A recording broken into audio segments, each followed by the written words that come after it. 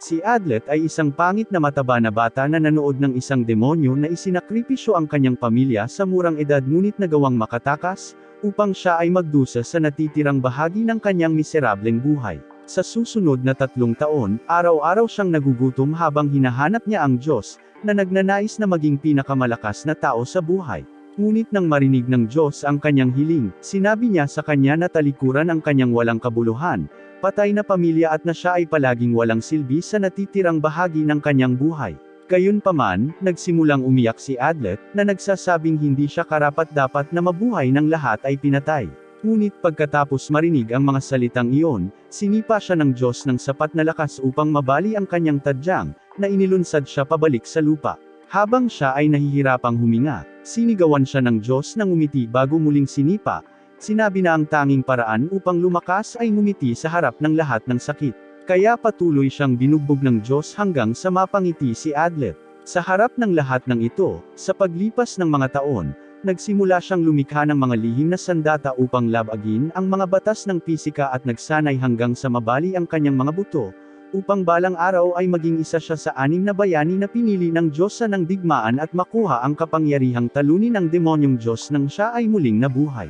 4 na milyong taon sa hinaharap, ang walang kamatayang Adlet ay dumating sa isang rehiyon ng Pina, habang ang mga naninirahan ay nagpatuloy sa kanilang pang-araw-araw na gawain. Biglang may umusbong na tunog mula sa templo, hudyat ng paghahanda para sa isang paligsahan.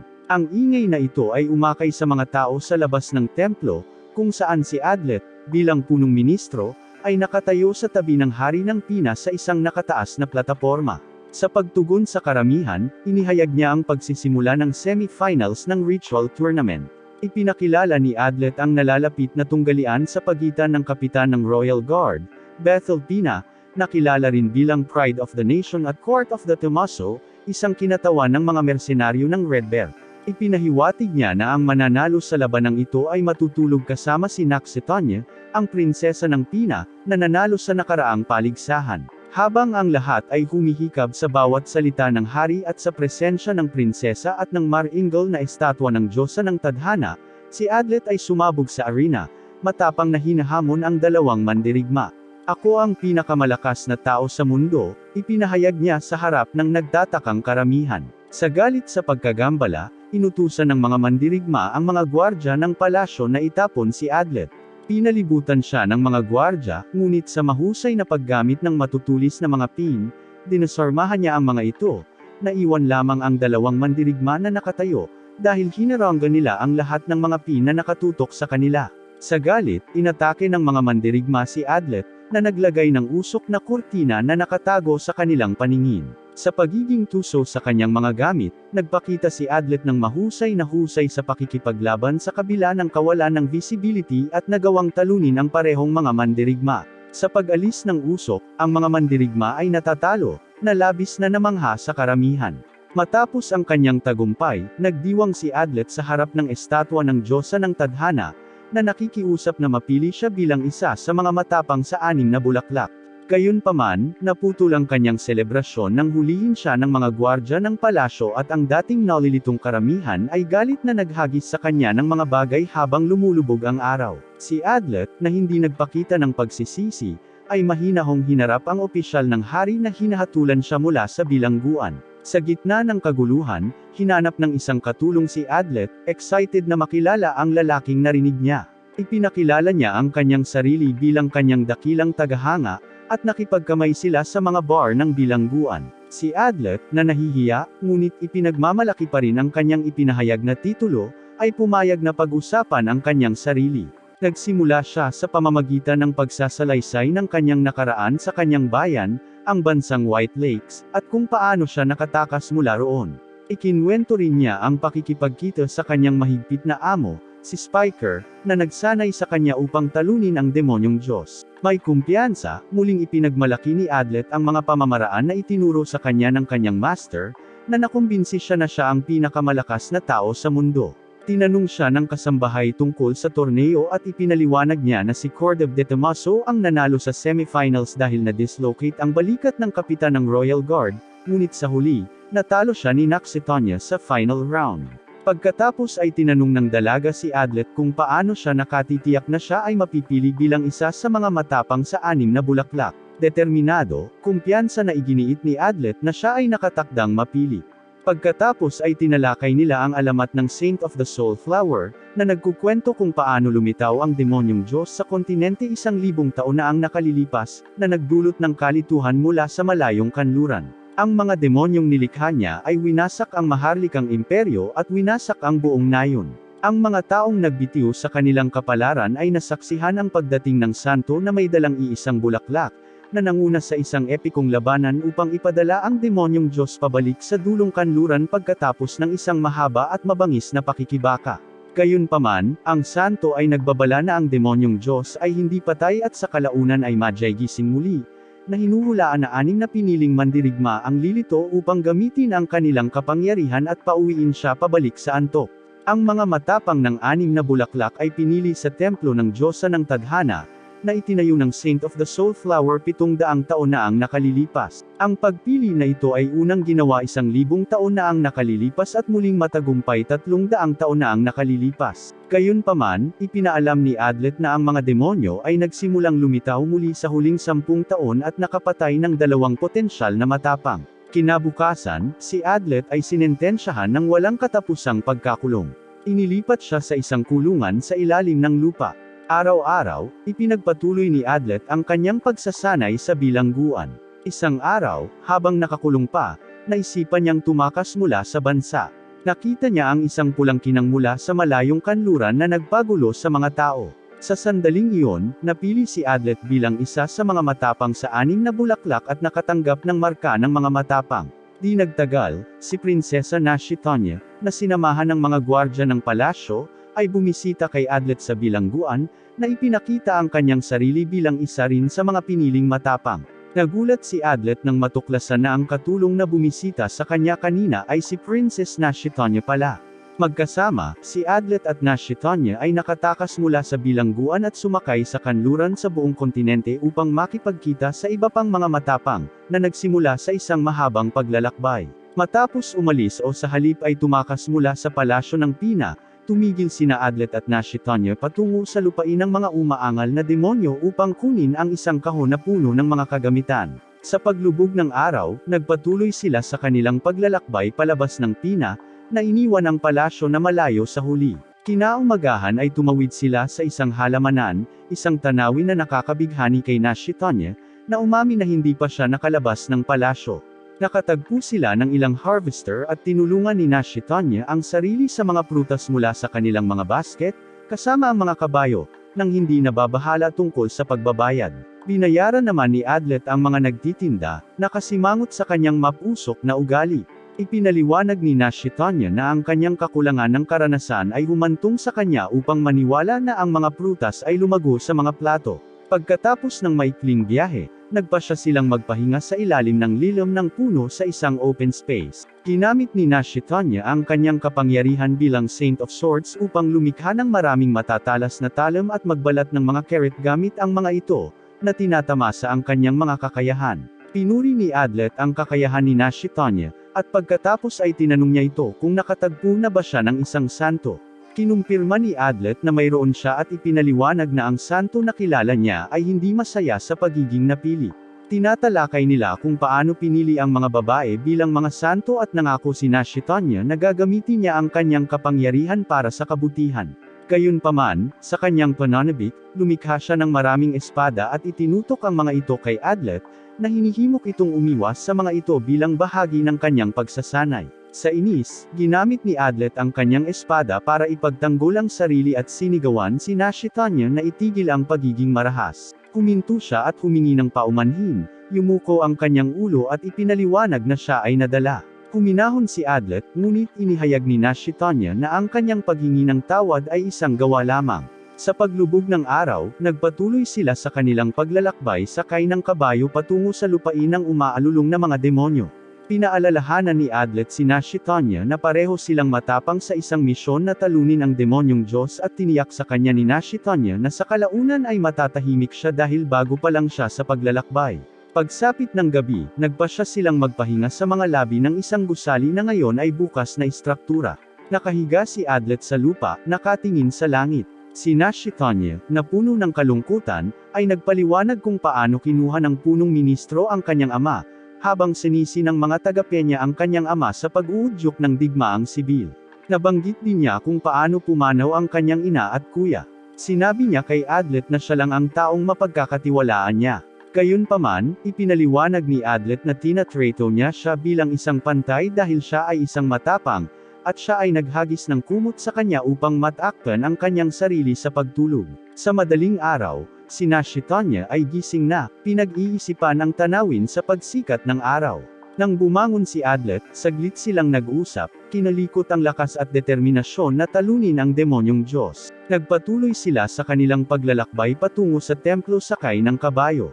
Habang nasa daan, sinabi ni Shitonya kay Adlet ang tungkol sa kanyang tapat na lingkod, si Goldev Awara, pinuno ng Blackhorns of Penya, na umalis sa bansa 6 na buwan na ang nakakaraan upang hanapin ang pumatay sa mga Braves. Ipinaliwanag niya na wala siyang narinig mula sa kanya sa loob ng 6 na linggo, na nagbibiro na maaaring pinatay na siya nang pumatay sa mga Braves. Gayunpaman, ipinagtanggol niya na tiyak na mabubuhay si Goldev dahil siya ay isang malakas na mandirigma na madaling lumaban sa nakaraang paligsahan.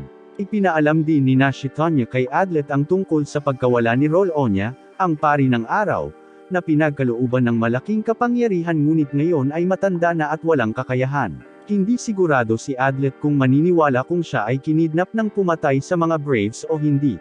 Pagkatapos maglakbay sakay ng kabayo sa loob ng 10 araw, tumawid sila sa isang tulay na humahantong sa kanila palabas ng Penya patungo sa bansang Gwempir sa Kinvania. Habang naglalakbay sila, ipinaliwanag ni Adlet na itinuro sa kanya ng kanyang amo ang lahat tungkol sa mga demonyo at kanilang mga kakayahan, nagbabala na malapit nang lumitaw ang mga demonyo.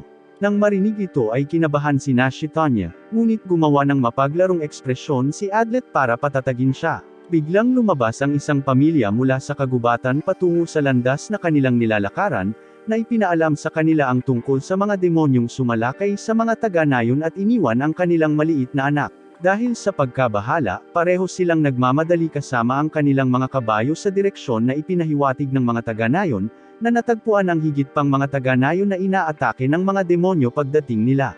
Mabilis na kumilos si Adlet, pinahina ang mga demonyo gamit ang kanyang mga kagamitan habang tinalo sila ni Shitonya gamit ang kanyang mga espada. Matapos talunin ang lahat ng mga demonyo, pinuri ni Adlet si Shitonya sa kanyang husay. Bumalik silang dalawa para tulungan ang mga taga-nayon sa pag-iimpake ng kanilang mga gamit. Gayunpaman, ipinaalam ng mga taga-nayon kay Adlet ang tungkol sa isang naglalakbay na batang babae na nanatili sa kanilang nayon. Si Adlet ay sumakay sa kanyang kabayo at nagpasyang pumunta sa nayon upang hanapin siya, na inutusan si Shitonya na manatili sa likuran upang protektahan ang mga taga-nayon. Nag-aalala, sinubukan siyang pigilan ni Shitonya, ngunit mas maraming taga-nayon ang dumating, na humaharang sa kanyang dinadaanan. Pagdating sa nayon, napansin ni Adlet ang isang malaking pako na natamba at nagpasya na siyasatin kung ano ang maaaring sanhi nito. Nakita niya ang isang hugis krus na bala na natatakpan ng pulbero na papasok pa sa nayon. Pagkatapos ay nakita niya ang isang batang babae na may puting buhok na nakasuot ng headband at isang eye patch na nagal iligtas sa isang aso. Nagulat siya sa kanyang kalmadong kilos, lumapit siya para kausapin siya, ngunit agad niyang itinutok ang kanyang sandata sa kanya, nagtatanong kung may balak ba siyang patayin. Ipinakilala niya ang kanyang sarili bilang isa sa 6 na matapang at napansin ang matapang na marka sa likod ng kanyang kamay ay kinilala rin ang kanyang sarili bilang Flammy Spider. Nagpaputok siya ng baril sa bato sa likuran niya, dahilan para magulantang ang kabayo. Tinanong muli ni Flammy si Adlet kung naparito siya upang patayin siya habang nakatutok ang sandata nito sa kanya. Samantala, natalo ng Shitonya ang lahat ng mga demonyo at naligtas ang lahat ng mga taga-nayon. Sa sandaling iyon, isang lalaking nakasakay sa kabayo ang lumapit sa kanya, na inihayag ang kanyang sarili bilang si Goldev. Yumuko sa harap ng prinsesa, sinabi niya sa kanya na pumunta siya upang tulungan siya. Magalang na binati ni Goldev si Shitonya, na ipinaalam sa kanya na siya rin ay napili bilang isa sa mga matapang. Ikinwento niya ang pakikipagtagpo niya sa sinasabing matapang na pumatay, si Fromie, na naglalarawan sa hitsura nito. Ipinaliwanag niya na si Fromie ay isang misteryoso at mapanganib na figure. Sa kanyang pagbabalik, in-update ni Golduff ang Nashitanya sa kanyang mga pagsisiyasat sa matapang na mamamatay tao, na kinilala ngayon bilang si Fromier. Itinutok ni Fromier ang kanyang sandata kay Adlet, sinisisi siya sa mga narinig nito tungkol sa kanya. Isang tao na gumamit ng mga tools sa halip na malupit na lakas sa paligsahan, naglalapat ng kaduwagan. Kumpiyansa na tumugon si Adlet na nagpapahayag na ang pagiging malakas na Miss ay hindi lamang tungkol sa pisikal na lakas kundi tungkol din sa katalinuhan at madiskarteng kakayahan. Ibinasura niya ang akusasyon ng duwag, ipinagtanggol ang paggamit ng mga kasangkapan bilang pagpapakita ng kanyang talino. Binanggit ni Adlet si Nashitanya at ang kanyang tungkulin bilang santo ng espada, na itinatampok ang kanyang husay bilang isa sa mga matapang. Gayunpaman, nagpasya si Fromier na bumalik at makipagkita sa iba pang mga Braves sa kanyang sariling mga termino, na nagtuturo kay Adlet na ipaalam kay Nashitanya ang kanyang intensyon na harapin ang demonyong Diyos ng mag-isa. Nagulat sa pagkakaroon ng isang Gun Saint, sinubukan ni Adlet na tanungin si Fromier, ngunit nagpaputok ito malapit sa kanya, na naging sanhi ng pagbolt ng kanyang kabayo. Habang sinusubukang pakalmayan ni Adlet ang kabayo, pinalipad ito ni Fromier sa kagubatan.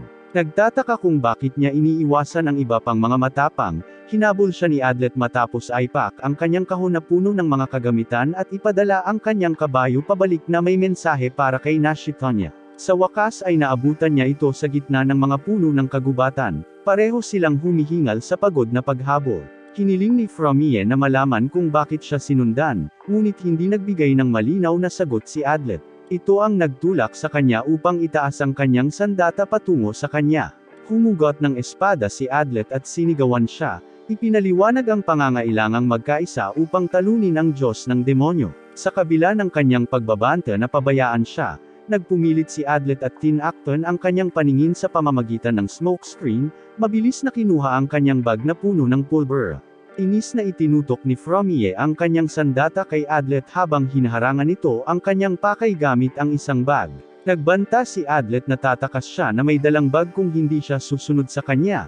Dinala siya patungo sa lupain ng sumisigaw na demonyo, kung saan naninirahan ang Diyos ng demonyo at ang mga kampan nito. Sa wakas, nag-aatubili, ibinaba niya ang kanyang sandata at sinundan siya. Si Adlet, na pinagmamasdan siya sa isang maliit na salamin sa kanyang mga kamay, ay nakahinga ng maluwag nang makita siyang sumunod. Samantala, ang Nashitanya at Goldo ay abala sa pakikipaglaban sa mga kalaban na kanilang nakasalubong sa kanilang kahabaan na tila dumarami, ngunit nagawa nilang talunin sila isa-isa. Nang bumalik ang kabayo na may dalang mensahe ni Adlet, ipinaalam niya kay Nashitanya ang tungkol sa isang bagong matapang at inutusan itong magpatuloy patungo sa kanilang destinasyon. Nagmamadali silang sumakay sa kanilang mga kabayo patungo sa lupain ng sumisigaw na demonyo, kung saan makakasalubong nila ang iba pang matapang. Habang nasa daan, pinuri ni Nashitanya si Adlet sa pagiging misteryoso, na ikinalungkot at naiinggit ni Goldo habang tinatahak nila ang mga landas sa kagubatan. Sinubukan naman ng binata na makipag-usap kay Fromier, na nagbabala sa kanya na huwag makipag-usap sa kanya, na inihayag ang kanyang sarili bilang Gun Saint. Tinawag lang siyang tanga ni Fromier. Iminungkahi niya na dapat bumalik si Adlet sa Nashitanya kung talagang nagmamalasakit ito sa kanya, kung saan itinanggi niyang mas nag-aalala siya kay Fromier kaysa kay Nashitanya. Ang Gun Saint sa wakas ay nagsimulang makipag-usap at ipinaliwanag na hindi niya inaasahan na si Tanya at Adlet ay mapipili bilang matapang, ngunit ipinagmamalaki pa rin ang kanyang sarili bilang ang pinakamalakas na tao sa mundo. Nang makarating sila sa kabundukan, hiniling ni Fromier kay Adlet na maging maluwag sa kanya kung sakaling magkabalikan sila, ngunit tila hindi siya nababahala sa sinabi nito, sa paniniwalang hindi sila magkakalaban. Ipinaliwanag ni Fromier na kailangan niyang talunin ang demonyong Diyos bago siya mamatay. Sa gilid ng bundok, huminto sila at tumingin sa Makoko, ang lupain ng mga sumisigaw na demonyo na mukhang napakasama sa nangingibabaw na pulang kulay nito, isang lugar kung saan magkikita ang mga matatapang. Ipinaliwanag ni Adlet na ang sinumang ordinaryong tao na madikit sa laso ng demonyong kumalat sa buong lupain ay mamamatay. Habang ang mga matapang ay protektado ng pagpapala ng Diyosa ng kapalaran mula sa matataas na bundok, nakita ni Adlet ang isang kuta na puno ng usok at nag-aalala. Nagpa siya na bisitahin ito. Sa pag-akyat nila sa hagdanan na direktang patungo sa tarangkahan ng kuta, napansin ni Adlet na biglang uminit ang kapaligiran, At minsan ay nagpasya ang ating bida na ibalik ang kanyang mga gamit sa Diyosa ng pulbera bilang pagtitiwala. Pagdating, ipinakita niya ang kanyang sarili bilang isang matapang sa mga gwardya sa tarangkahan ng kuta, na nagbigay sa kanila ng daan. Ang commander ng kuta, na nagpakilalang si Lauren ng hukbong Jinbanian, ay tinanggap sila at ipinaliwanag na ang kuta ay sinalakay ng mga demonyo na nagresulta sa pagkawala ng general at ng kanyang mga kapitan. Ipinaliwanag ni Lauren na ang natitirang mga nakaligtas ay hindi maaaring umalis dahil mayroon silang isang bagay na itinayo ng hari ng bansa, si Wenbir, bilang paghahanda para sa 6 na matapang na protektahan. Dinala silang dalawa ni Lauren sa isang silid sa ilalim ng lupa kung saan ipinaliwanag niya na ang hari ay lihim na nakabuo ng isang paraan upang isara ang peninsula gamit ang kapangyarihan ng lab-abo ng ilusyon at lab-abo ng asin upang lumikha ng isang malakas na hadlang na tinatawag na Phantom Barrier. Ang harang na ito ay bitag sa mga demonyo sa kagubatan at pananatilihin sila roon hanggat kinakailangan. Ipinakita niya sa kanila ang templo kung saan magaganap ang activation at ang lugar na sasakupan ng hadlang. Ipinaalam din sa kanila ni Lauren na naghihintay sa kanila sa templo si Mora, ang banal na bundok na pinili bilang isang matapang. Ipinaliwanag niya kung paano i-activate ang hadlang sa pamamagitan ng paglalagay ng espada sa dioceses at pagsasabing hindi sinag. Pagkatapos ng talakayan, nagtungo sina Adlet at Nashitanya sa bagong tagpuan, na ang templo. Sa daan patungo sa templo, biglang inatake ni Nashitanya si Freemy mula sa isang nakatagong posisyon. Binaril ni Nashitanya ang kanyang mga espada, ngunit itinulak siya ni Adlet palayo at tumulong upang maiwasan ang pag-atake. Sinubukan din ni Gold Ove na pigilan si Freemy, ngunit nagawa niyang mapatamba ito sa lupa. Nag-react si Adlet sa pamamagitan ng paghagis ng buhangin sa kanyang mga mata, na naging hadlang sa kanyang paningin at paggalaw. Mabilis na bumaril si Freemy patungo sa Nashitanya, ngunit naghagis ng bato si Adlet na nagpalihis sa bala, na nagpabawas sa epekto nito. Dahil sa pagkabigo, sinigawan sila ni Adlet na itigil ang kanilang pag-atake, na ipinaliwanag na hindi siya ang kanilang kaaway, ngunit isang matapang din. Sa sobrang lakas, tinanggal niya ang kanyang guantes, na inihayag ang kanyang marka sa kanila. Nalilito, hiniling niyang malaman ang dahilan sa likod ng kanyang pag-atake. Pagkatapos ay isiniwalat ni Nashitanya na natapos na ni Gold Ove ang kanyang pagsisiyasat sa matapang na pumatay, na naging si Freemy. Sa paghahayag na ito, tumingin si Adlet kay Freemy at humingi ng paliwanag.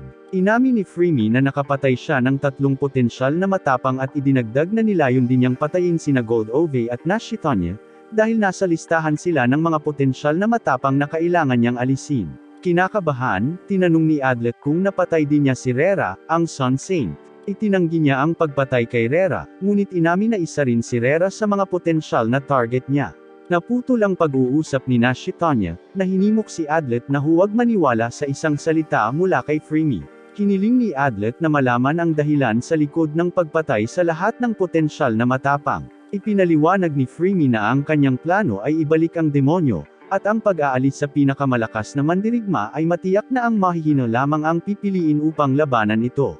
Nabaalisa sa katwiran na ito, tinangka ni na Gold Ove at Nashitanya na salakayin si Freemy, ngunit humakbang si Adlet sa pagitan nila, na pinatigil sila sa kanyang determinasyon. Sa kabila ng narinig niyang katwiran, gusto pa rin ni Adlet na protektahan si Freemy. Gayunpaman, alam niya na ang isang taong may layuning buhayin ang demonyong Diyos ay maaaring mapili bilang isang matapang. Tinanong niya si Freemy kung mayroon siyang lehitimong dahilan upang labanan ang demonyong Diyos, na iginiit niya na ginawa niya ito. Sinabi ni Freemy na ang kanyang pagnanais na talunin ang demonyong Diyos ay tunay, kahit na siya ay kilala bilang pumatay ng mga matapang. Dahil determinadong pumanig kay Freemy, iginiit ni Adlet na huwag silang mag-away. Dahil nabaalisa sa desisyon ni Adlet, pumayag si Nashitanya at inutusan si Gold Ove na makipagtulungan sa kanila. Ibinaba niya ang kanyang sandata habang silang lahat ay tumungo patungo sa templo. Inihayag ni Nashitanya na nakipag-usap sila kay Lauren, ang commander ng kuta, na nagpaalam sa kanila tungkol sa hadlang. Pagkatapos ay tinukso ni Nashitanya si Adlet tungkol sa pagiging malapit niya kay Freemy, habang si Gold Ove ay nagalit na si Adlet ay malapit kay Nashitanya. Sa gitna ng kagubatan patungo sa templo, napansin ni Adlet ang mga demonyong lumilipad sa hangin at naguhulog ng mga bomba sa kagubatan. Nagsimula silang tumakbo patungo sa kalapit na templo, ngunit napatigil sila ng mga demonyong humaharang sa kanilang dinadaanan. Ang mga demonyo ay sumalakay habang sila ay lumaban at nagawang talunin ang ilan, ngunit ang kanilang bilang ay napakarami. Malinaw na mas marami, inutusan ni Nashitanya si Adlet na magpatuloy patungo sa templo at iwanan ang mga demonyo sa kanila. Pagdating sa templo, nakita ni Adlet ang isang babae na nakatakip ang mukha at parang walang malay sa lupa. Gayunpaman, agad na sinenyasan ng babae si Adlet na pumasok sa templo. Nagmamadali, sinubukan ni Adlet na buksan ang pinto ng templo, ngunit kailangan nito ng susi. Tinanong niya kung nasa babae ang susi, ngunit tumanggi siya, kaya naglagay siya ng isang set ng mga bomba sa pasukan at pinasabog ang mga ito, na binubuksan ang pinto. Biglang sumugod sa bukas na pinto ang mga walang laman na nakabaluti na gwardya at inatake si Adlet. Nakipaglaban siya sa mga gwardya, ngunit ang babaeng tila walang malay ay nagbagong anyo bilang isang halimaw at mabilis na tumakas na parang hangin. Sinubukan ni Adlet na habulin ang halimaw, ngunit ang templo ay mabilis na nabalot ng makapal na ulap, na nag-iwan sa kanya na nataranta. Nagmamadali siyang pumasok sa templo at natuklasan na ang isang mahiwagang hadlang ay naisaaktibo, na nakulong silang lahat sa loob. Nalilito, naghanap siya ng anumang palatandaan kung sino ang maaaring mag-activate ng hadlang nang dumating si Gold Ove. Sumugod si Nashitanya na halatang nagulat at tinanong si Adlet kung siya ang may pananagutan sa pag-activate ng hadlang. Tinangka ni Gold Ove na i-deactivate ito sa pamamagitan ng pag-alis ng salitang nakasulat sa bato, ngunit nanatiling hindi naapektuhan ang fog. Naalala ni Adlet ang isang katulad na hadlang na nilikha ng huling santo ng asin, isang matapang, at sinubukang kopyahin ang paraan ng pag-deactivate. Pinutol niya ang kanyang kamay, hinayaan ang kanyang dugo na tumulo sa bato habang sumisigaw ng harang sa ngunit nanatili ang hamog. Nabalisa, inagaw ni Nashitanya ang salita mula kay Adlet at nagsimulang kumilos ng mali-mali, sa kalaunan ay nabasag ang stone tablet sa pagkabigo. Biglang pumasok sa templo ang isang maliit na batang babae, na ikinagulat ng lahat. Ipinakilala niya ang kanyang sarili bilang si Chimete Rosso, ang Swamp Saint at isa sa 6 na piniling matapang. Gayunpaman, si Adlet na iginiit ang kanyang sariling titulo bilang pinakamalakas, ay hinamon ang kanyang paghahabol. Akmang sasalakay ni Chimete si Fremi, pinaghihinalaan niyang siya ang pumatay ng mga bayani, nang pumasok ang isa pang babae at hamarang sa eksena. Kinilala niya ang kanyang sarili bilang si Morchester, ang santo ng bundok at pinuno ng templo, na sinaway si Chimete sa kanyang mapusok na pag-uugali.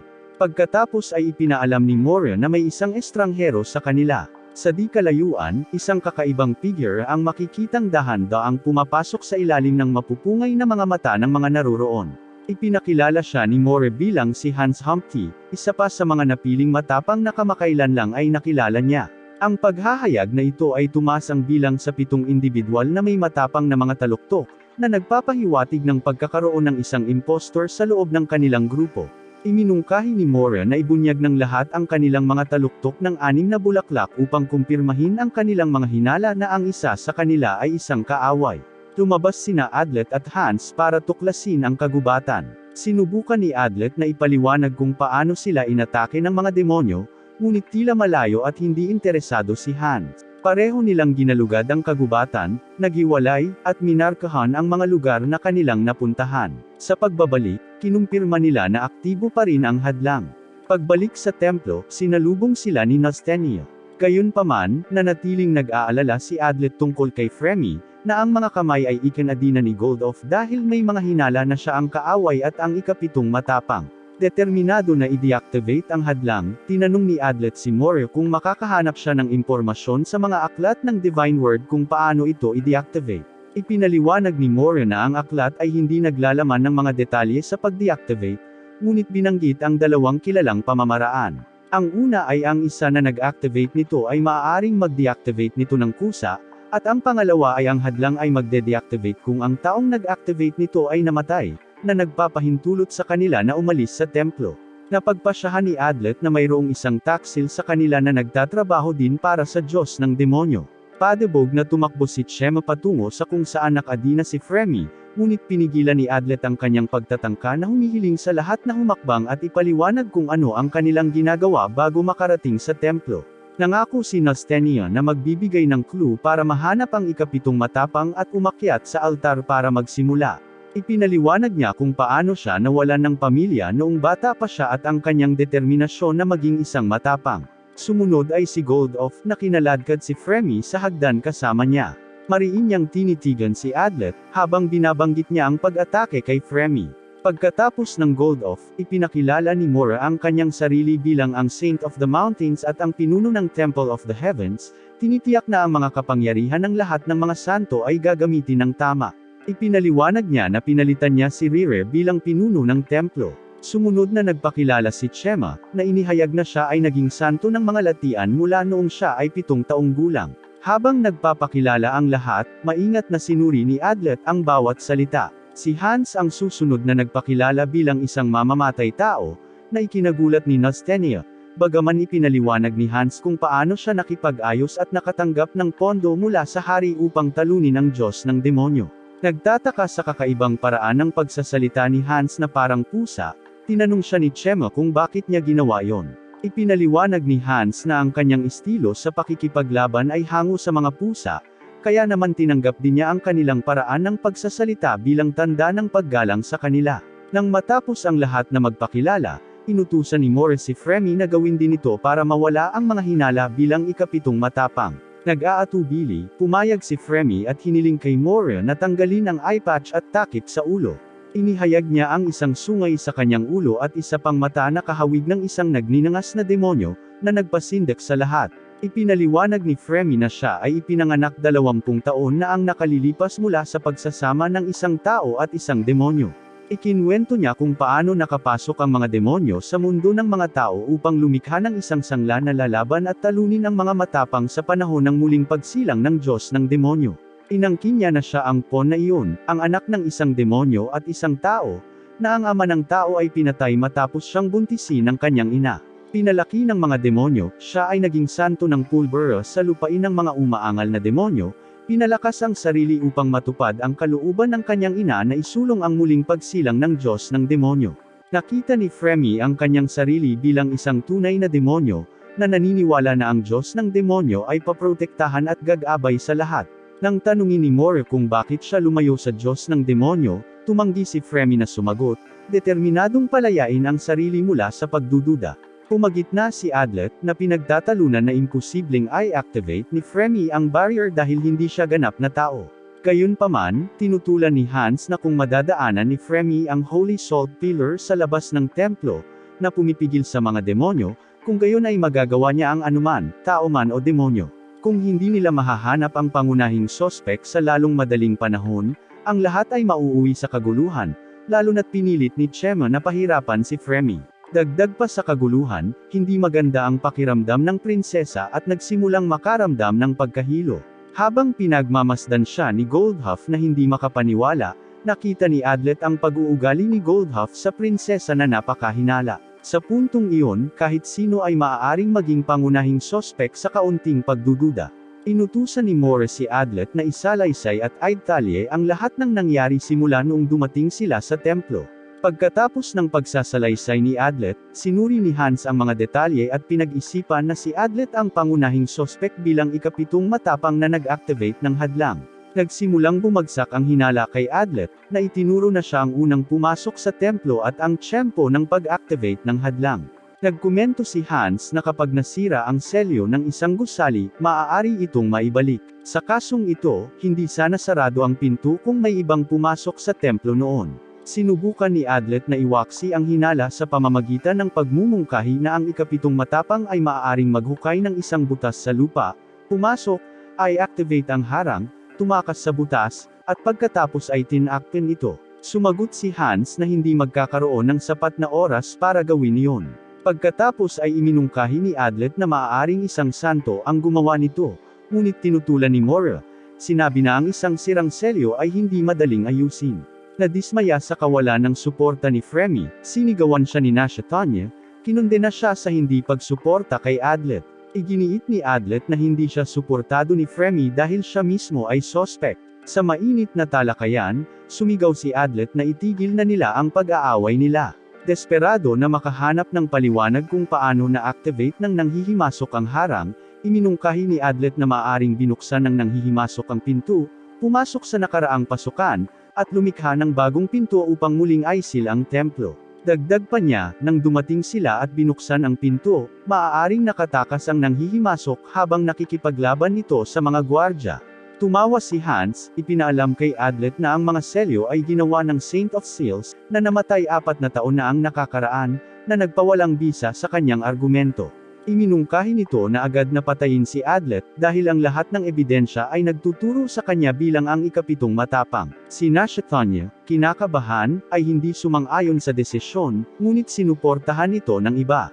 Nakiusap siya kay Goldove na tumayo sa tabi ni Adlet, na naniniwala sa kanyang kawalang kasalanan, ngunit inatake ni Goldove si Adlet at sumali si Hans. Ipinagtanggol ni Adlet ang kanyang sarili gamit ang isang flash bomb na nagdisorient sa kanyang mga umaatake gamit ang nakakasilaw na liwanag. Pagkatapos ay sumugod siya kay Fremy, nawalan siya ng malay sa pamamagitan ng isang karayom at binyantaan siyang iturok siya ng nakamamatay na lason kapag hindi nila siya pakakawalan. Itinaas niya ito sa kanyang mga balikat at inutusan si Hans na tumabi, na nag-aatubili niyang ginawa. Si Adlet ay naghagis ng isa pang flash bomb patungo sa pasukan ng altar upang tulungan ang kanyang pagtakas. Habang tumatakbo siya sa templo, binato siya ni Hans ng kutsilyo, na tumama sa likod niya nang mawala ang liwanag. Sinubukan nilang habulin siya, ngunit si Adlet ay naglagay ng maraming mga bitag sa kanyang landas, na pumipigil sa kanila na magpatuloy. Nasugatan ng kutsilyo, bumagsak si Adlet na walang malay sa kagubatan. Hindi sigurado sina Mora at Hines sa eksaktong lokasyon ni Adlet, kaya bumalik sila sa templo pagsapit ng gabi. Sinuri ni Mora ang tuktok ng mga santo sa dibdib ni Hans, ipinaliwanag na ang apoy ay nagninangas pa rin at kung sino man sa mga brave ang namatay, ang mga bato sa tuktok ay mawawala. Bumalik sila sa templo kung saan naghihintay sa labas sina Nashtanya, Goldove, at Shamut, na naguguluhan pa rin sa nangyari. Nagtaka sila kung bakit inagaw ni Adlet si Fremy. Nagpasya silang ipagpatuloy ang paghahanap sa madaling araw sa kagubatan kung saan gumuho si Adlet. Si Adlet, na walang malay, ay nagsimulang mangarap ng kanyang pagkabata, naglalaro at nagsasanay ng mga stick sa tabi ng kanyang kaibigan. Sa panaginip, nagbabalat siya ng mga kabute sa bahay habang nakikipag-chat sa kanyang kapatid na babae tungkol sa kanyang pagsasanay upang maging malakas. Siya at ang kanyang kapatid na babae ay nagluto ng mushroom soup ng magkasama at masayang nagsalo sa isang pagkain. Bigla, sa panaginip, lumitaw si Adlet na gutom at kulang sa sustansya, humarap sa isang matandang lalaki na humimok sa kanya na sumama sa hukbo upang lumakas, ngunit tumanggi siya, determinadong maging pinakamalakas na tao sa mundo upang talunin ang Diyos ng demonyo at ang mga demonyo. Gumalaw ang matanda, humiling sa kanya ng umiti, at sinabi sa kanya na kung gusto niyang maging pinakamalakas, dapat siyang matutong tumawa kahit sa kawalan ng pag-asa. Umiyak si Adlet mula sa kanyang panaginip at napagtanto na ang kanyang sugat ay pinagaling ni Fremy, na ngayon ay may malay. Ipinaliwanag ni Fremy na tinulungan lang siya nito dahil 99% siyang sigurado na siya ang ikapitong matapang, ngunit hindi lubos na sigurado. Sa kagubatan, na napapaligiran ng kalikasan, sinubukan ni Adlet na magsimula ng apoy gamit ang tuyong kahoy at isang bato upang lumikha ng mga spark, ngunit hindi siya nagtagumpay. Napansin ni Fremy ang kanyang walang kwentang pagsisikap at tinulungan siyang mag-apoy gamit ang pulbero na nilikha mula sa kanyang palad. Habang nag-uusap sila, napansin nilang mas malamig ang hangin kumpara kaninang umaga at ipinaliwanag ni Fremy na ito ay dahil sa salt barrier sa paligid ng templo, na idinisenyo upang maiwasan ang mga demonyo. Pareho nilang sinuri ang impormasyon tungkol sa kung paano nasira ang hadlang, sinusuri ang bawat detalye para sa mga pahiwatig. Napagpasyahan nila na dapat mayroong dalawang kaaway, ang isa sa kanila ay ang ikapitong matapang, habang ang isa ay lumusot sa templo at pinaandar ang hadlang upang maakit sila doon. Pagkatapos mag-isip-isip, hiniling ni Adlet kay Fremy na samahan siya sa paghahanap upang matuklasan ang tunay na impostor. Gayunpaman, tumanggi si Fremy na tumulong, na nagpalakas lamang sa pasya ni Adlet na hanapin ang ikapitong matapang, na naalala ang mga salita ng kanyang Panginoon tungkol sa pagtawa sa kawalan ng pag-asa. Sa gitna ng kagubatan at sa isang madilim na gabi, habang si Adlet ay patuloy na nakangiti na may kumpiyansa na naniniwalang siya ang pinakamalakas na tao, si Fremy, nagulat, ay nagtanong kung bakit niya gustong maging isa sa 6 na bayani. Nagulat si Adlet na nagpakita ng interes si Fremy sa kanya sa unang pagkakataon, dahil hindi siya kailanman interesado sa sinuman. Ngunit sa pagkakataong ito, gustong malaman ng dalaga kung paanong ang isang ordinaryong lalaki ay may kumpiyansa na mag-claim na siya ang pinakamalakas na lalaki sa mundo. Ipinaliwanag niya na ang kanyang Panginoon, si Arthur Speke, ay nahuhumaling sa pagkatalo sa mga demonyo at lumikha ng maraming sandata upang makamit ito. Ang binata ay nag-aral ng maraming mga libro kung paano gumawa ng mga lason at iba pang mga armas, pati na rin ang impormasyon sa siyentipikong pananaliksik at pag-unlad. Idinagdag ni Adlet na ang kanyang amo ay nasa listahan ng mga potensyal na matapang na papatayin, ngunit hindi ito mataas na prioridad dahil sa kanyang katandaan. Niloko siya ng lahat ng kanyang mga estudyante dahil masyadong mahigpit ang kanyang pagsasanay, ngunit itinanggi ni Adlet na tumakas siya, tinitiis ang lahat ng pagsasanay na itinuro sa kanya ng kanyang master. Naniniwala si Fremy na may dahilan sa likod ng lahat ng pagsisikap ng pulang buhok na binata. Isinalaysay ni Adlet kung paano, noong bata pa siya, may isang demonyong may pakpak na pumasok sa kanyang nayon habang naglalaro sila ng kanyang matalik na kaibigan na si Rainer sa bukid. Pinagbantaan sila ng demonyo, at bagamat sinubukan ni Adlet na pigilan ang kanyang kaibigan na labanan ito, wala silang magagawa. Ang demonyo ay may kakaibang anyo, gayunpaman, nang ito ay kausapin sila, hinarap sila nito ng napakabait. Ngunit ang mga bata ay masyadong nabigla upang tumugon. At pagkatapos ay pumunta ito sa nayon dahil interesado itong makipag-usap sa mga matatanda doon. Noong gabing iyon, hindi makatulog si Adlet at magdamag niyang binabasa ang lahat ng kanyang makakaya tungkol sa demonyong Diyos. Kinaumagahan, ipinaalam ng matanda sa nayon ang mga taga-nayon na lilipat sila sa lupain ng mga demonyo sa Makoko at pamumunuan ng Diyos ng demonyo. Galit na nagprotesta ang ilang mga taga-nayon, ngunit inutusan ng demonyo ang punong nayon na alisin ang mga puso ng sinumang sumasalungat at kunin sila bilang tanda ng katapatan sa Diyos ng demonyo. Tinanong ni Fremy si Adlet na ilarawan ang hitsura ng demonyo. Sinabi niya na ang demonyo ay mukhang isang humanoid, halos kasing laki ng Goldof, at may 3 pakpak. Idinagdag ni Fremy na ang mga pakpak ay kahawig ng mga pakpak ng uwak. Nagulat si Adlet na alam ni Fremy ang tungkol sa demonyo, at ipinaliwanag niya na ang demonyo ay isa sa 3 na may kapangyarihang mangibabaw sa ibang mga demonyo, at siya ang nagmula sa ideya ng paglikha ng kalahating demonyo. Inihayag din niya na nilikha ng demonyo ang demonyo na kanyang biological na ina. Malungkot na inihayag ni Adlet na namatay ang kanyang matalik na kaibigan at nakatatandang kapatid na babae habang pinoprotektahan siya upang matiyak na makakatakas siya mula sa nayon.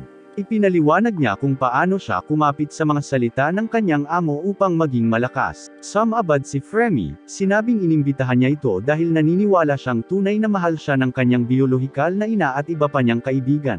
Ikinwento niya kung paano siya naging santo ng Pulbura at isang matapang na asasin dahil sa utos ng kanyang ina na mahal niya. Sa malungkot na ekspresyon, binanggit ni Fremy kung paano niya sinundan si Chamo, na tumalo sa kanya, at halos hindi siya nakatakas na may matinding pinsala. Pag-uwi, sinubukan siyang patayin ng kanyang ina, at hindi siya pinansin ng kanyang mga kaibigan. Nasira ng pagkakanulo ng kanyang biolohikal na ina, nanumpa si Fremy na talunin ang demonyong Diyos. Si Adlet, na nagulat sa paghahayag na ito, ay napagtanto na si Fremy ay hindi ang ikapitong matapang, ngunit hindi siya lubos na nakatitiyak na hindi rin ito. Hiniling ni Adlet kay Fremy na sumama sa kanya sa paghahanap na ipakita ang tunay na impostor at talunin ang demonyong Diyos upang sa wakas ay makapaghiganti siya, ngunit tumanggi siyang mag-alok ng tulong sa kanya. Binigyan ni Fremy si Adlet ng Pulbura na senyales na siya lang ang makakasubaybay at umalis papunta sa templo, na nagbabanta na baka patayin niya ito sa susunod na pagkikita nila, at desisyon niya kung gagamitin ang senyales ng Pulbura o hindi. Sa madilim na gabing nababalot ng ambon, nasa labas sina Mora at Goldof na nanunood sa templo nang dumating si Fremy. Nagtanong si Mora tungkol kay Adlet, at ipinaalam sa kanila ni Fremy na nakatakas ang bata. Kinaumagahan, ikinwento ni Fremy kay Mora at sa iba pa ang kwentong sinabi sa kanya ni Adlet. Sina Chamo at Hyans, habang nakikinig sa sinabi ni Fremy, ay nag-aalinlangan na kaya niyang harapin si Adlet noong nakaraang gabi mula nang magkaayos sila. Gayunpaman, matatag na iginiit ni Fremy na palagi siyang naniniwala na si Adlet ang impostor dahil ang kanyang toolbox ay nasa templo pa rin. Napagpasyahan nila na babalikan niya ito, ngunit hindi nila siya hinintay. Hinati sila ni Mora sa mga grupo para hanapin si Adlet. Pupunta sina Nashtanya at Goldof sa kanlurang bahagi, sina Mora at Fremy sa silangan, Chamo sa kagubatan, at maghihintay ang mga hayan sa templo kung sakaling bumalik si Adlet. Sa daan patungo sa kanlurang bahagi ng kagubatan, ipinahayag ni Nash Tanya na hindi siya naniniwala na si Adlet ang ikapitong matapang, ngunit sa halip ay pinaghihinalaan niya ang mga hayan. Si Adlet, na nagmamasid sa tanawin mula sa mga puno, ay napansin na umalis sina Fremy at Morris sa templo, at nagpasya na ito ang tamang sandali. Lumipat siya patungo sa templo upang kunin ang kanyang toolbox at ilantad ang Seventh Grave. Gayunpaman, nang makarating sa pasukan, pinigilan siya ni Hyans na umaban pa sa pamamagitan ng paghagis ng maliit na kutsilyo at pagkatapos ay sinuntok siya upang hindi siya makakilos. Sa wakas ay nagawa ni Hans na maipit si Adlet sa lupa at sinimulan siyang tuyain, itinuro muli ang lahat ng ebidensya. Hiniling niya na ibunyag ni Adlet kung kanino siya nagtatrabaho. Gayunpaman, si Adlet, na laging maparaan at nakakaahon sa gulo, ay agad na gumamit ng smoke screen na nakatali sa kanyang baywang, na naging sanhi ng paglabo ng paningin nila ni Hans. Tinangka niyang tumakas ng direkta sa kagubatan, ngunit mabilis na nabangga sa isang haligi, natapilok at nahulog. Mabilis siyang naabutan ni Hans at nagsimulang manig dahil sa kanyang superior na kakayahan na parang pusa, na kahit na si Adlet ay kinikilala sa loob na ginawang henyo si Hans. Sa wakas ay naabutan ni Hans si Adlet at sinimulang itapon ang lahat ng mga gamit na dala niya upang pagaanan ang kanyang kargada na pinapanatili lamang ang kanyang espada. Naintriga at naghihinala, alam ni Hans na may nakatagong plano si Adlet. Gayunpaman, ipinagmalaki ni Adlet na maaari niyang talunin siya nang hindi gumagamit ng anumang lihim na sandata, na nagtapos sa kanyang isip na ang tagumpay ay hindi tungkol sa pagkatalo kay Hans ngunit tungkol sa paglilinis ng kanyang pangalan at pag-alis ng takip sa Seventh Grave na pinaghihinalaan nilang lahat. Naging maingat si Hans, pinagmamasdan ng buong paligid at ang mga galaw ni Adlet upang malaman kung saan siya maaaring palihim na umatake. Biglang itinutok ni Adlet ang kanyang espada patungo sa kanang espada ni Hans, na nagawang dinasarmahan siya. Nakuha nito ang atensyon ng pasaang lalaki. Ipinaliwanag ni Adlet na kung siya ang Seventh Grave, hindi niya sasayangin ang kanyang tanging pagkakataon upang talunin ang kanyang target. Nagkunwaring naniniwala sa kanya, ibinaba ni Hans ang kanyang mga kamay na ikinagaan ang pakiramdam ni Adlet. Biglang inamin ni Hans na siya ang Seventh Grave na nagpaalerto kay Adlet.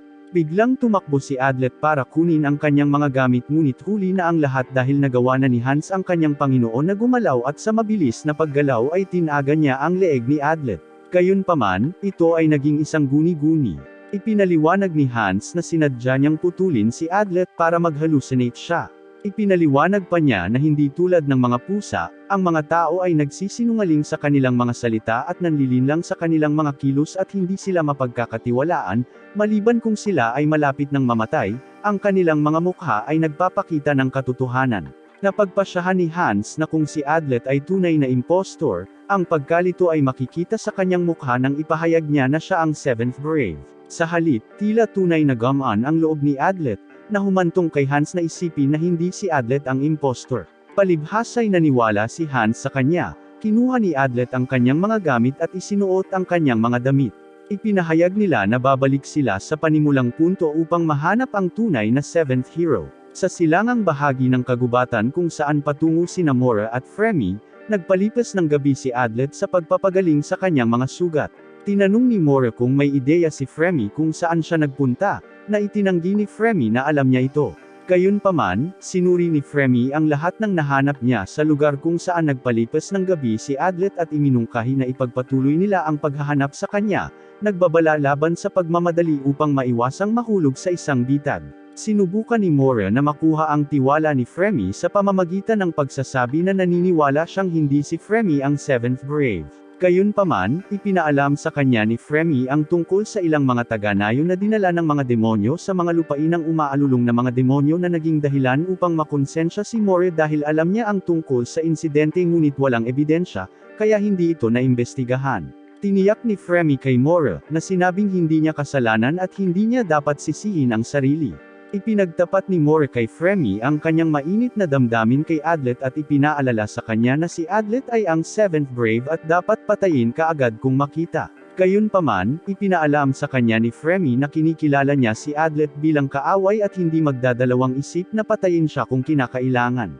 Samantala, sina Nash Tanya at Goldoff ay nasa lugar kung saan magtitipon ang 6 na Braves. Sinisikap ni Nash-Tanya na mang-alap ng lahat ng posibleng ebidensya para patunayan na hindi si Hans ang ikapitong ngunit mabilis na sinubukan ni Goldoff na kumbonsihin siya na si Adlet ang kalaban. Nabulag ng selos, sinigawan ni Goldoff si Nash-Tanya, nagtatanong kung bakit siya nag-aalala tungkol kay Adlet.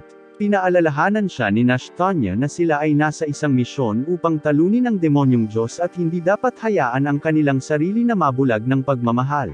Inamin niya na noon pa man ay alam na niya ang tungkol sa nararamdaman ni Goldoff para sa kanya ngunit wala siyang oras para harapin ito sa sandaling iyon. Natahimik si Goldoff at humingi ng tawad sa kanyang inasal. Sa templo, sinusubukan ni Hans na maghanap ng nakatagong ruta ng pagtakas sa mga dingding ngunit wala siyang mahanap dahil perpekto ang selyo. Sinubukan ni Adlet na maghanap ng tool sa kanyang kahon upang magamit at matuklasan ang seventh grave. Ipinaliwanag ni Hans na kung mamatay si Adlet, si Fremy ang susunod na suspect. Nag-spray si Adlet ng ilang kemikal sa altar.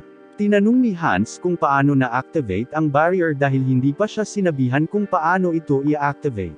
Biglang naalala ni Adlet na ang tanging nakakaalam kung paano i-activate ang barrier ay sina Fremy, Moira, at Goldoff. Sa sandaling iyon, napansin nila ang isang malaking nilalang na dumaraan sa pasukan ng templo. Nagmamadali silang lumabas upang tingnan kung ano iyon at nakita nila si Chamo sa labas. Sinubukan ni Hans na ipaliwanag kay Chamo na hindi si Adlet ang kalaban, ngunit hindi nakinig si Chamo at sinimulan silang salakayin, nagbuga ng mga likido na naging mga demonyo. Sinubukan ni Adlet at Hans na tumakbo patungo sa kagubatan, ngunit hinaranggan sila ng mga demonyo. Habang pinuputol ni Adlet at Hans ang mga demonyo, patuloy silang nabubuhay at nakapaligid sa kanila. Inutusan ni Chamo si Hans na patayin si Adlet, sinabi na kung ang hadlang ay na-deactivate, hindi na niya ito kailangang patayin din. Ang mga demonyong lumabas mula sa kasuklam-suklam na suka ni Chamo ay pinalibutan ni Adlet at mga kamay. Napagpasyahan nilang oras na para bantayan ang bawat likuran niya at nagsimulang magtulungan upang subukang makatakas ng hindi nasaktan mula sa sitwasyon. Di nagtagal, napagtanto nila na kahit anong pag-atake ang kanilang sinubukan, ang mga demonyo ay muling nabuo bawat 60 segundo ng walang pagkabigo. Iminungkahi ni Adlet kay Hans na lapitan nila ang maliit na si Chamo para atakihin siya, kung saan pumayag si Hans na ito na ang tamang sandali. Gayunpaman, pinrotektahan siya ng mga kaalyado ni Chamo habang tila natutuwa siya sa sitwasyon mula sa malayo, sa wakas ay nakamit niya ang isang bagay na matagal na niyang nais, upang pahirapan ang mga lalaki. Ang tanging natitira sa kanila ay ang pag-atake sa dalaga. Sinipa ni Adlet si Hans patungo kay Chamo, at sa wakas ay nahuli nila ito. Binusalan ang kanyang bibig at tinali ang kanyang mga kamay at binti. Pagkatapos ay dinala nila si Chamo pabalik sa templo. Sa templo, tinanong ni Adlet si Chamo kung may alam ba siya tungkol sa hadlang bago sila makarating doon, ngunit itinanggi niya ito.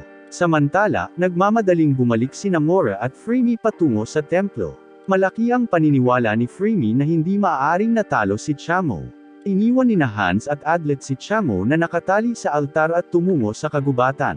Ipinaliwanag ni Adlet kung paano siya sinasadya ni Fremy na umalis, habang binanggit ni Hans na si Fremy ang pinakamalamang na taong pinaghihinalaan bilang ikapitong matapang.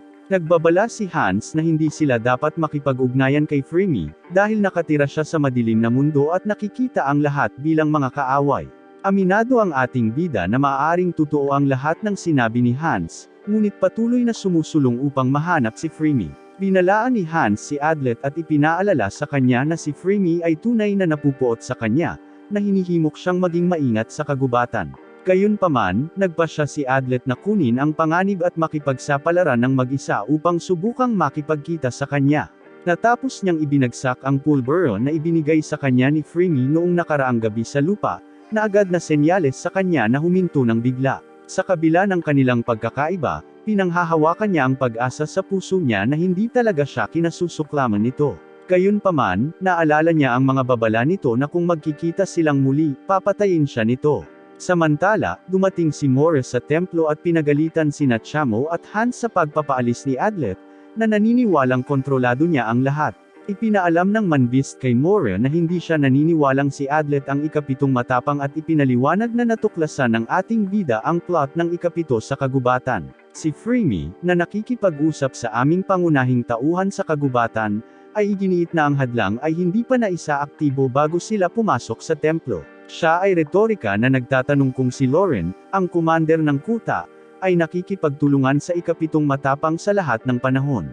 Ipinaliwanag ni Adlet na malamang na ginamit ng ikapitong si Lauren upang magsinungaling tungkol sa kung paano na-activate ang hadlang, gumamit ng mga demonyo para akitin sila sa templo, at kahit papaano ay tinakpe ng ambon ang lugar upang maniwala silang na-activate ang hadlang. Idinagdag niya na ang hadlang ay hindi nag-activate nang buksan niya ang mga pintuan ng templo at ang ikapitong matapang ay ginawang tila ang templo ay isang selyadong silid upang i-frame siya. Samantala, naghahanap din sina Nashatonya at Golduff ng ebidensya na magpapatunay na si Hans ang impostor. Naniniwala si Adlet na hindi si Hans ang ikapitong matapang dahil marami siyang pagkakataon na patayin siya ngunit hindi. Sumagot si Freemy na ang mga santo ng ambon lamang ang makakasakop sa isang lugar na may ambon. Nang maglaon, ibinunyag ni Freemy na ang mga stake na nakabaon sa palibot ng kagubatan ay ginamit upang i-activate ang barrier at ipinaliwanag na isang uri lamang ng barrier ang maaaring i-activate sa isang partikular na lokasyon sa loob ng templo. Sinusubukan ni Hammans na kumbansihin si Moira na si Adlet ay hindi ang ikapitong matapang, na itinuturo na marami siyang pagkakataon na patayin siya ngunit hindi. Gayunpaman, matatag na naniniwala si Moira na si Adlet ang ikapitong matapang at determinadong hanapin siya. Iniisip na sina Hans at Nashatonya ay nahulog sa kanyang mga kasinungalingan. Kinontra ni Freemy sa pagsasabing hindi kapanipaniwala ang ebidensya ni Adlet at hindi siya naniniwala sa kanya. Nagsimulang mag-isip si Adlet ng paraan para makipagkita kay Nashatonya, sa paniniwalang siya lang ang magtitiwala sa kanya. Si Freemy ay nagsimulang gumawa ng isang bomba ng pulbero ngunit huminto nang ipaliwanag ni Adlet na siya ang susunod na suspect kung siya ay mamamatay, na ikinagulat ni Freemy sa kanyang patuloy na pagsisikap na protektahan siya. Samantala, naglalakad sina Nashatonya at Golduff sa kagubatan, na nagmumuni-muni sa kung paano tila naiiba si Adlet sa iba. Sa kagubatan, nakipag-usap si Adlet kay Freemy na naglalayong papaniwalain siya na hindi siya ang ikapitong matapang. Sa kabila ng pag-amin ni Freemy na nagsimula siyang magtiwala sa kanya, itinutok niya ang kanyang baril kay Ann nang walang pag-aalinlangan, na hinihiling na malaman kung bakit lagi siya nitong pinoprotektahan at kung bakit hindi siya kailanman pinaghihinalaan. Ibinigay ni Adlet ang kalahating pusong dahilan ngunit pinilit ni Freemy na maging tapat siya sa kanyang mga sinabi. Sa kanyang pag-iisip, naalala ni Adlet kung paano niya ito ginamit upang makatakas mula sa templo sa sandaling nagkaroon sila ng tame time na pag-uusap. Sa wakas, nagpasya siyang sabihin sa kanya ang totoong dahilan. Nagsimulang ipaliwanag ni Adlet kung paano niya sinubukang pigilan ang kanyang mga damdamin upang lumakas at labanan ang kanilang mga kaaway ngunit hindi niya magawa. Tumugon si Freemy sa pagsasabing nagawa niyang pabayaan ang kanyang mga damdamin, na nagpapahintulot sa kanya na mabuhay at humingi ng paghihiganti laban sa Demon God. Ipinagtapat ni Adlet ang kanyang nararamdaman kay Freemy, sinabi sa kanya na mahal niya siya mula nang magkakilala sila at ngayon lang niya napagtanto at lahat ng ginawa niya hanggang noon ay subukang protektahan siya. Si Freemy, nalilito at nagulat, ay kumalas sa pagkakahawak sa baril ngunit tumanggi siyang tanggapin ang kanyang mga dahilan. Pagkatapos ay umatras siya, sinabing wala na siyang mapupuntahan matapos talunin ang Demon God. Gayunpaman, si Adlet na ipinagmamalaki na siya ang pinakamalakas na tao sa mundo, ay nag-alok na lumikha ng isang mapagmahal na tahanan para sa kanya. Sa simula ay nataranta, malalim na pinag-isipan ni Freemy ang kanyang mga salita ngunit pagkatapos ay inangat ang kanyang ulo at binaril siya, kasama ang eksena sa pamamagitan ng pagsasabi na sigurado na siya ngayon na magiging magkaaway sila. Narinig ni na Golduff at Nashatonya ang mga putok ng baril at mabilis na lumipat patungo sa lugar kung saan sila nagmula. Bumalik sa templo, nang marinig ang mga putok, alam ni Moira na si Adlet ay kasama ni Freemy at inutusan si Chama na bantayan si Hans. Sa takot, si Chama ay sumunod ng hindi nagtatanong. Pagkatapos ay tinawag ni Moira ang kapangyarihan ng mga bundok at ginamit ito upang magpadala ng maling impormasyon sa buong lugar, na sinasabing sinaktan ni Adlet si Hans, malinaw na binabalangkas si Adlet bilang impostor. Si Hans, na inis, ay sinubukan siyang pigilan dahil ayos na siya ngunit hinarang siya ng mga demonyo ni Chama sa kagubatan. Tumakas si Adlet habang patuloy ang pagbaril sa kanya ni Freemy. Gayunpaman, ipinaalam niya kay Freemy na si Moira ang impostor at ipinakita sa kanya ang mga taluktok ng mga Braves mula sa malayo, na sinasabi sa kanya na si Hans ay buhay pa. Determinado siyang harapin, ipinagpatuloy ni Freemy ang paghabol kay Adlet. Nawasak at nadama na pinagtaksilan ng balita, Si Nashtonya ay nagalit at may mga mata na puno ng galit, nilaslas ang lahat ng mga punong nakapalibot sa kanya gamit ang kanyang mga espada. Natigilan si Golduff, nagulat sa kanyang kapangyarihan. Si Freemy, na hinahabol pa rin si Adlet, ay lumikha ng isang bomba at inihagis ito upang ipahiwatig ang kanyang lokasyon sa iba. Nananatili ang hudyat, tumungo si Mora patungo sa lugar. Habang tumatakbo si Adlet bitbit ang kanyang kahon sa kanyang likod, inutusan niya si Freemy na suriin ang templo at kumpirmahin na hindi nasaktan si Hans upang patunayan na nagsisinungaling si Mora. Gayunpaman, si Freemy ay nanatiling determinado, ipinaliwanag na siya ay tiyak na siya ang ikapitong matapang. Pagkatapos ay binato niya ng bomba ang pinakamalakas na tao sa mundo, na umiwas sa mga epekto nito at humarap sa pamamagitan ng paghagis ng mga karayom na kalaunan ay tumama sa kanya. Hiniling ni Adlet na malaman kung bakit hindi siya naniwala sa kanya. Sa nanginginig na boses na puno ng galit at dalamhati, ipinaliwanag ni Freemy na nakikita niya ito, na binansagan siyang isang impostor. Sinabi niya na mas mabuting huwag magtiwala sa sinuman kaysa maniwala sa isang tao at ipagkanulo. Nang walang karagdagang salita, binato niya ng bomba si Adlet habang sinubukan niyang lapitan siya, na pinalipad siya sa impact. Sa tugon na ito, napagtanto ni Adlet na hindi si Freemy ang ayaw maniwala, ngunit pinili niyang huwag gawin ang pagkakanulo ng kanyang ina at ang mga demonyo. Ang mga demonyo ni Chamon ay nagsimulang lumapit kay Adlet nang dumating si Mora sa pinangyarihan at naghatid ng isang malakas na suntok sa kanya. Kahit papaano ay naiwasan ni Adlet ang pag-atake. Paulit-ulit silang nagpalitan ng suntok, hanggang sa sinalungat ni Adlet si Mora gamit ang ilan sa kanyang mga pakulo, na lumikha ng usok at nag-iisang lumitaw sa harap ni Freemy. Inalerto ni Freemy si Mora, na sumugod sa kanila at akmang sasampalin si Adlet nang magpaputok si Freemy sa lupa sa pagitan nila. Dahil dito, napatigil si Mora sa kanyang pag-atake, na nagsasabi na ang pinakamalakas na tao sa mundo ay sumuko. Lumuhod si Adlet at pagkatapos ay tinanong si Mora kung okay lang si Hans, ngunit nagpatuloy siya sa pagsisinungaling, na sinasabing ang batang pusa ay malubhang nasugatan dahil sa kanya. Ipinaalam ni Adlet kay Mora na inosente si Freemy at mayroon siyang ebidensya na magpapatunay dito. Nagtataka sa kanyang mga sinabi, tumingin sa kanya si Freemy na nagtataka. Ipinakita sa kanya ni Adlet ang isang chemical tester na inihanda ng kanyang amo para makita ang anumang bakas ng mga demonyo at humingi ng bala mula kay Freemy, na pumayag niyang ibigay. Sinabuyan niya ng kemikal ang bala, na kumikinang sa matingkad na pula, na nagpapahiwatig na ito ay hinawakan ni Freemy bago niya ito ibinigay sa kanya. Higit pa rito, ipinaliwanag niya na nag-spray siya ng isang tao sa altar at wala siyang nakitang reaksyon, na napagpasyahan na hindi kailanman hinawakan ni Freemy ang altar, na nagpapatunay sa kanyang kawalang kasalanan at na hindi niya isinaaktibo ang hadlang. Si Freemy, na labis na naantig sa lahat ng ginawa ni Adlet upang patunayan ang kanyang kawalang kasalanan, ay naiwang tulala at patuloy na ipinagtapat ang kanyang pagmamahal sa kanya. Samantala, nabalisa sa lahat ng kanyang naririnig, sinubukan ni Mora na salakayin muli si Adlet, ngunit namagitan si Freemy at binaril siya. Ngayon na naniniwala kay Adlet, sinubukan ni Freemy na protektahan siya, nang biglang lumitaw si Nashtonya mula sa mga anino at inatake sila, na nagbabanta sa pinakamalakas na tao sa mundo na wakasan ang kanyang buhay, na nagpakawala ng isang bagong alon ng kaguluhan. Si Nashtonya, galit na galit, ay kinasuhan si Adlet na may layuning patayin siya habang sinusubukan ni Freemy na protektahan siya. Naguguluhan si Goldove kung bakit ipinagtatanggol siya ng babaeng maputi at sumigaw si Mora na niloko sila ni Adlet. Nagpupumilit si Freemy na kumbonsihin si Nashtonya na hindi nila kaaway si Adlet. Itinuro ang mga sugat ni Adlet at banayad na iminumungkahi na maaaring nililinlang sila ni Mora. Bilang tugon, iginiit ni Nashtonya na si Hans ay malubhang nasugatan, na banayad na nagpapahiwatig na si Adlet ang impostor sa kabila ng mga pakiusap ni Freemy. Dahil sa galit, hindi pinansin ni Nashtonya at kinikilala niya na mapanganib ang pinakamakapangyarihang tao sa mundo. Dahil hindi niya magawang mga tuwiran sa kanila, inutusan ni Freemy si Adlet na tumakas patungo sa templo dahil ang galit ni Nashtonya ay nababalot sa kanyang paghatol. Gayunpaman, inutusan ni Mora ang prinsesa na ipagpatuloy ang kanyang pag-atake at inihagis ni Nashtonya ang ilang mga espada na hugis-bi patungo kay Adlet. Si Freemy ay namagitan sa pamamagitan ng pagbaril sa mga espada, na naging sanhi ng Nashtonya na bumuo ng mga bago mula sa lupa. Sinasalungat ito ni Freemy sa pamamagitan ng paghahagis ng mga bomba sa mga espada, na sinisira ang mga ito. Nahuli si Nashtonya sa pagsabog at umatras sa apoy sa gitna ng nagninangas na usok.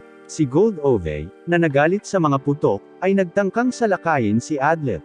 Pumasok si Freemy, tinutulak si Nashtonya palabas ng komprontasyon. Pagkatapos ay sinenyasan niya si Adlet na tumakas sa templo para hanapin si Hans, sa paniniwalang makakayanan ni Hans sina Mora at Goldove.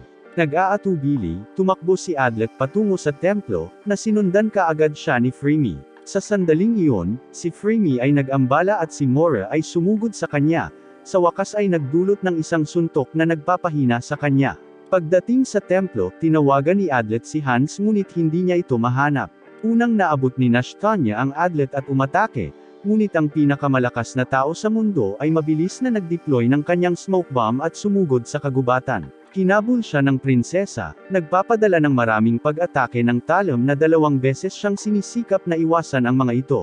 Sa kabila ng kanyang pagsisikap, ang isang espada ay malalim na tumagos sa kanyang tiyan, na nagdulot ng matinding sugat.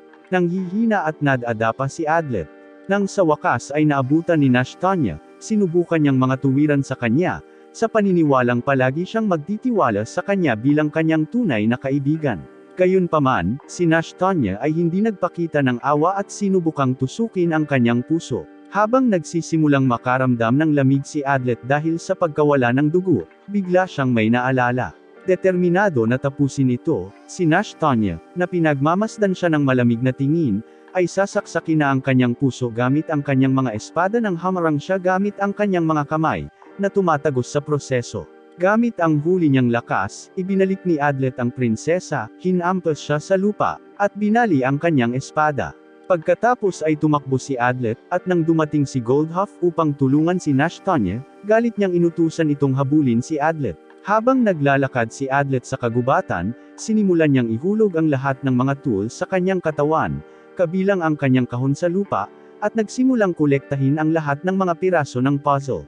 Nang salakayin siya ni Goldhuff at itinapon sa lugar kung saan nagsisinungaling ang mga bangkay ng mga demonyong nakalaban nila, sina Nashtonya at Mora, na naging kaibigan bilang isang hostage ay muling nakipagkita kay Goldhuff. Inutusan ng prinsesa si Goldhuff na patayin si Adlet, ngunit tumanggi si Goldhuff dahil pinipilit niyang makakuha ng impormasyon mula kay Adlet. Sa sandaling iyon, pumasok sa eksena sina Hans at Shamo, na ikinagulat ni Nashtonya, na nagsimulang humingi ng tawad kay Adlet para sa pag-atake at kawalan ng tiwala sa kanya. Inamin ni Mora na nagsinungaling siya para ipapatay ng iba si Adlet, na pinaniniwalaan niyang impostor.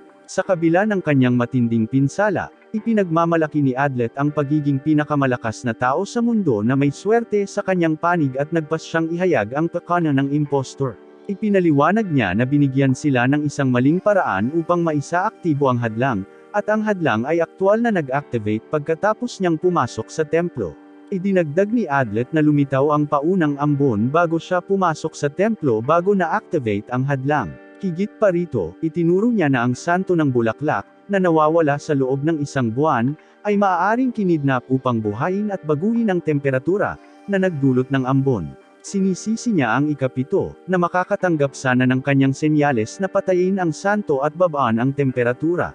Idinagdag niya na ang 7th ay dapat na inosenteng lumapit sa hadlang upang maiwasan ang hinala at i-activate ito nang hindi namamalayan ng iba. Kaya't nagsimulang hanapin ni Hans ang bangkay ng santo at sa wakas ay nakakita siya ng bangkay sa loob ng isang patay na demonyo hindi kalayuan sa kinaroroonan nila. Nagulat sa katawan ng santo, napaluhod si Mora at sa wakas ay tinanggap na hindi si Adlet ang impostor. Nakahinga ng maluwag, ang pinakamalakas na tao sa mundo ay bumagsak, nakangiti habang tinuturuan siya ng kanyang amo ngayong alam na ang katotohanan. Ngayon ay curious na ang lahat na malaman kung sino ang tunay na 7th Brave. Si Adlet, na nakahiga sa sahig ng kagubatan, ay naghahanda upang ibunyag ang pagkakakilanlan ng ikapitong matapang na gumagabay sa kanila. Ang lahat ng mga hinala ay kay Mora, at sa lalong madaling panahon ay pinalibutan nila siya, na naghihigpit sa kanyang mga paggalaw sa ilalim ng mga utos ng prinsesa. Sinimulan ni Adlet ang proseso ng pag-iisip ng pangangalap at pagsusuri ng ebidensya na may layuning ilantad si Mora bilang ikapitong matapang. Itinuring niyang si Mora ang pangunahing pinaghihinalaan at pinasyahan sina Freemy at Nashtonya bilang posibleng mga impostor.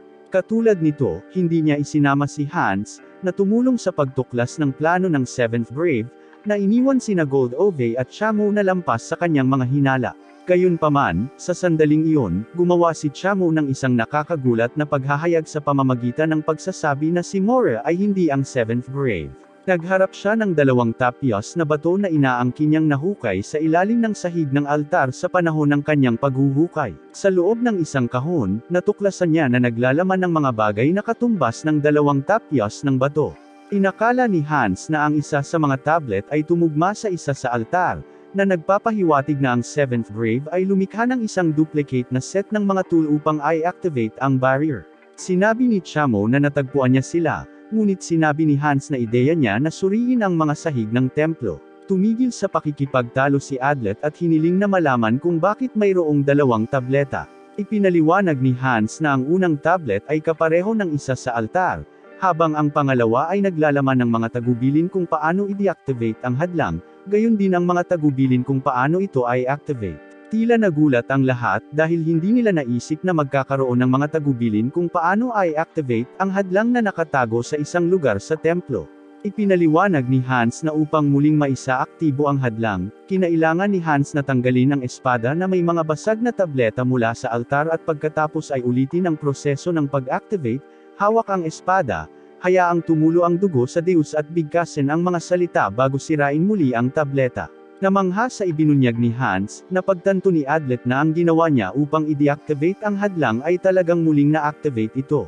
Nang makitang ang tapyas at espada na natagpuan nila ay kapareho ng mga nasa altar ng templo, inihayag ng lalaking pusa na ang ikapitong matapang ay ang taong nakabasag ng tapyas sa altar. Biglang naalala ni Adlet na si Nashtonya pala ang nakabasag ng tablet. Ibinunyag ni Freemy na pabigla-bigla itong sinira ni Nashtonya. Sa gulat pa rin, hindi makapagsalita si Adlet. Gayunpaman, si Nashtonya ay nagkunwaring kamangmangan at inangkin na sinira niya ito dahil sa pagkabigo. Sunod-sunod na nag-flashback si Hans noong una silang nagkita at naalala na inutusan siya ng prinsesa na pumunta sa templo habang nakikipaglaban sila sa mga demonyo. Nang mapagtanto ito, sinigaw ni Adlet ng malakas ang pangalan ni Nashtonya. Sa sandaling iyon, inamin ng prinsesa na siya ang ikapitong matapang at ipinahayag na gusto niyang patayin ang lahat ng mga bayani, isang bagay na madali niyang nagawa habang nilapitan niya sina Adlet at Golduff. Gayunpaman, ang kanyang plano ay gumagana ng maayos na nagpasya siyang huwag gumawa ng anumang mga hakbang. Inamin niya na gusto niyang buhayin ang Demon God at hiniling ang lahat na umatras sa kanilang misyon, nangako na hindi mawawasak ang mundo ng mga tao dahil pantay na mahal niya ang mga demonyo at tao. Ang kahilingang ito ay ikinagalit ng lahat, lalo na nang idinagdag niya na magkakaroon ng casualty ng 500,000 mga tao na mamamatay sa panahon ng pakikitungo sa Demon God. Ikinagalit nito ang lahat ng mga bayani maliban kay Golduff, na pinanood ang sitwasyon na nagyelo, hindi naiintindihan ang mga dahilan ng kanyang prinsesa. Agad siyang inatake, naputol ang itaas na bahagi ng katawan, na naging brown na likido at natunaw. Gayunpaman, naging invisible siya at naririnig pa rin ang boses niya. Habang tumatawa ng nakakatakot, ipinaalam niya sa kanila na magkikita silang muli sa hinaharap, pagkatapos ay nawala sa kagubatan. Sinundan siya nina Hans, Chamo, at Morris sa kakahuyan, naiwan si Freemy para alagaan si Adlet. Ang natunaw na katawan ay nagpaunawa sa kanila na si Nashtonya ay isang demonyo sa lahat ng panahon, gamit ang isang advanced na pamamaraan ng demonyo. Nawalan ng malay si Adlet matapos ihayag ang lahat at mabilis na pinagaling ni Freemy. Kinaumagahan, nagising si Adlet kasama si Mora, na humihingi ng tawad sa hindi niya pinaniwalaan sa simula. Ipinaliwanag niya na dapat din siyang humingi ng tawad sa iba pang mga bayani. Sumabad ang manikat, sinabing humingi na siya ng tawad. Binati ni Mora sina Adlet at Hans sa paglantad ng pakana ni Nashtonya. Puno ng lakas, umalis si Adlet sa templo kung saan nakita niya si Chamo na naglalaro at si Golduff, nagulat pa rin. Nagbaka sakali pa siya sa kagubatan ng umangat ang harang, dahilan para mawala ang ambon. Nakasalubong niya si Freemy sa kakahuyan at nagkaroon sila ng usapan. Inihayag ni Freemy na sinusubukan pa rin niyang kumbansihin ang sarili sa kanyang tunay na nararamdaman. Pagkatapos ay nagtipon sila sa pasukan ng templo nang biglang tumakbo ang isang babae para batiin sila. Humingi siya ng paumanhin dahil late siyang dumating. Nakilala siya ni Adlet at akmang makikipagkamay sa kanya nang magselos na tinanong ni Freemy kung sino siya. Ipinakilala niya ang kanyang sarili bilang si Rollo Miamancheta, ang santo ng sariwang dugo, na ipinaliwanag na siya ay napili bilang isang bayani at ipinakita sa kanila ang kanyang marka, na ipinaalam sa kanila na mayroon na namang ikapitong matapang sa kanila. Sa lupain ng Howling Demons, ang demonyong bumisita kay Adlet sa kanyang bayan ay naghahanda para sa labanan. Nasa templo pa rin, ang hari ng Gwenbir ay dumating upang makipagkita sa mga matapang at ibinalita sa kanila na mayroong humigit kumulang 2,000 mga demonyo na papalapit sa lupain ng mga umaungol na demons mula sa malayo at darating sa loob ng 2 oras. Nagsimulang umusbong ang hinala sa kanila, lalo na kay Rolomia. Pagkatapos ay namagitan si Adlet at hiniling na buhayin ng hari ang hadlang pagkatapos ng 30 minuto, kung saan siya ay sumang-ayon. Inutusan niya ang iba pang matapang na sundin ang kanyang pamumuno dahil siya lamang ang nakumpirma na hindi ang ikapitong matapang. Mabilis silang tumakbo palabas ng paligid kung saan isa sa aktibo ang hadlang, patungo sa lupain ng Howling Demon.